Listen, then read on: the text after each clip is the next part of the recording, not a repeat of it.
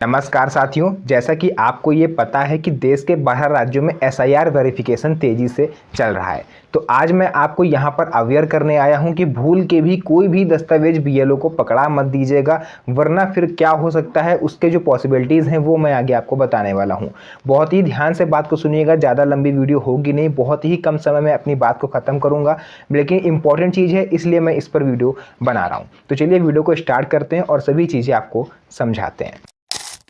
तो साथियों, वीडियो में आगे बढ़ें इससे पहले मैं यहाँ पर आपको एक चीज़ क्लियर कर देना चाह रहा हूँ कि अभी रिसेंटली मैंने इस पर एक वीडियो बनाया था कि आपको कोई भी दस्तावेज बीएलओ को नहीं देने हैं। तो उस वीडियो में मेरे से पर्सनल लोगों ने कांटेक्ट किया है और मुझे ये चीज़ बताई है कि उनके साथ क्या हुआ है। जी हाँ साथियों, बिल्कुल सही सुना आपने। उन्होंने क्या करा कि अपने दस्तावेज जाकर के बीएलओ को पकड़ा दिए। अब वो आधार कार्ड की फ़ोटोकॉपी हो या फिर पैन कार्ड की फ़ोटोकॉपी हो या फिर कोई भी जन्म प्रमाण पत्र हो गया, पासपोर्ट हो गया, उसकी फ़ोटोकॉपी हो। जबकि मैंने उस वीडियो में आपको क्लियरली बताया था, जो मेरे पुराने व्यूवर्स हैं वो अच्छी तरह से जानते हैं कि आपको कोई भी दस्तावेज ना तो ओरिजिनल देना है, ना ही उसकी फ़ोटोकॉपी देनी है। लेकिन फिर भी आप लोगों ने अगर वो गलती करी है तो उस चीज़ का आप पर गलत इस्तेमाल हो सकता है। बीएलओ गलत इस्तेमाल नहीं करेंगे, लेकिन मैं आपको बता दूं जो उनके सहयोगी होते हैं, क्योंकि रिसेंटली मेरे ही क्षेत्र में ये केस हुआ है। लोग फर्जी इस टाइम बीएलओ बन के घूम रहे हैं।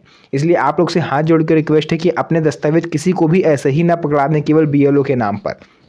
जब आपको एसआईआर फॉर्म वो देते हैं, मैंने आपको बताया था कि आपको जैसे पर व्यक्ति 2 फॉर्म आते हैं। एक फॉर्म वो आपको देंगे और एक फॉर्म वो भर के खुद लेके जाते हैं।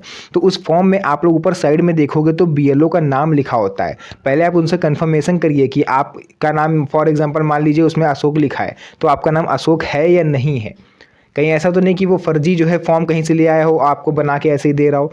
तो ये चीज़ ध्यान से सुनिएगा, क्योंकि कई लोग फर्जी फॉर्म लेके टहल रहे हैं एसआईआर के और लोगों से उनके दस्तावेज कलेक्ट कर रहे हैं और इन दस्तावेजों का वो लोग गलत इस्तेमाल कर रहे हैं। क्योंकि सारी पर्सनल डॉक्यूमेंट आप उठा के दे दोगे, चाहे वो पासबुक हो, आधार कार्ड हो, पैन कार्ड हो, तो फिर उसका मिसयूज़ हो सकता है। तो ऐसे में जो सही एसआईआर फॉर्म है उस पर ऊपर बीएलओ का नाम लिखा हुआ होगा और आपको कन्फर्मेशन एक बार बीएलओ से जरूर करना है। किसी को भी ऐसे ही दस्तावेज नहीं पकड़ा देने।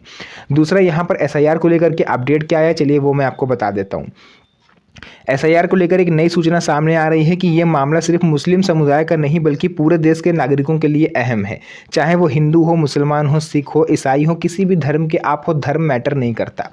नागरिकता के दस्तावेज से जुड़ी ये अपडेट बेहद संवेदनशील है, इसलिए मैंने सोचा क्यों ना इसको आपको बताएं। देखिए, आप लोग क्या करते हो कि बीएलओ आपको 2 फॉर्म देते हैं, एक तो आप जमा कर देते हो, दूसरा जो वो फॉर्म आपको देते हैं रखने के लिए, आप उसे लाके ऐसे ही इधर उधर रख देते हो, सोचते हो इसकी ज़रूरत तो है नहीं, इसका क्या ही करना है। और इस फॉर्म को जो आप लोग जिसको कचरा समझ रहे हो, इसके आगे चल के क्या क्या इंपॉर्टेंस है वो मैं आपको बताता हूँ। इस अपडेट का सबसे अहम तत्व है कि जो बीएलओ हैं उन्हें कौन कौन से दस्तावेज दिखाने हैं। सबसे पहले तो ये जान लीजिए, बीएलओ को केवल अपनी आइडेंटिटी आपको दिखानी है, मतलब केवल आधार कार्ड लेके जाइएगा, ओरिजिनल चाहे फोटोकॉपी, आप उनको दिखा दीजिएगा।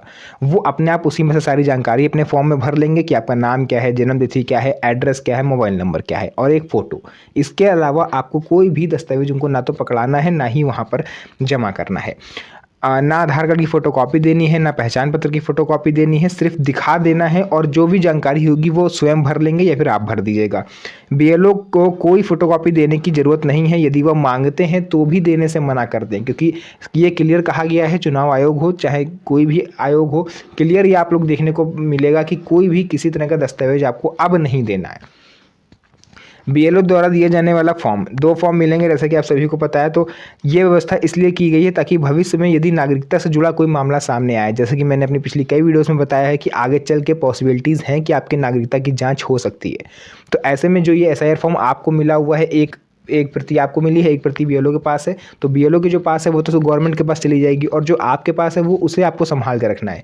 यही इस चीज़ का प्रूफ है कि आपने जो है एसआईआर वेरिफिकेशन कंप्लीट करवाया है। क्योंकि देखिए 2003 में भी ये चीज़ हुई थी। 2003 में जिन लोगों का नाम था वो इस टाइम सेफ हैं और जिनका नाम नहीं था उन्हें इस टाइम भटकना पड़ रहा है।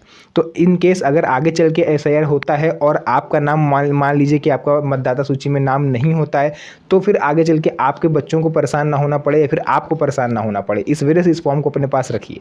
मैं ये नहीं कह रहा हूँ कि आपको 15-20 साल 25 साल रखने हैं, लेकिन स्टार्टिंग के कम से कम आपको 1 से 1.5 साल रखना है, जब तक कि इसकी फाइनल मेरिट लिस्ट आके आप वोट ना डाल दो, क्योंकि फाइनल लिस्ट इसकी आने वाली है 7 फरवरी को। उसके बाद आपके क्षेत्र में जो है चुनाव भी हो जाएंगे 1 साल के अंदर। जैसे आप वोट डाल दोगे फिर आपका नाम जो है वो मतदाता सूची में कन्फर्म हो जाएगा। ये चीज़ हो गई, तब तक आपको ये जो फॉर्म है इसे संभाल के रखना है। नागरिकता और सन 2003 की वोटर लिस्ट को लेकर के जो भी चीज़ें थी मैंने आपको बताई।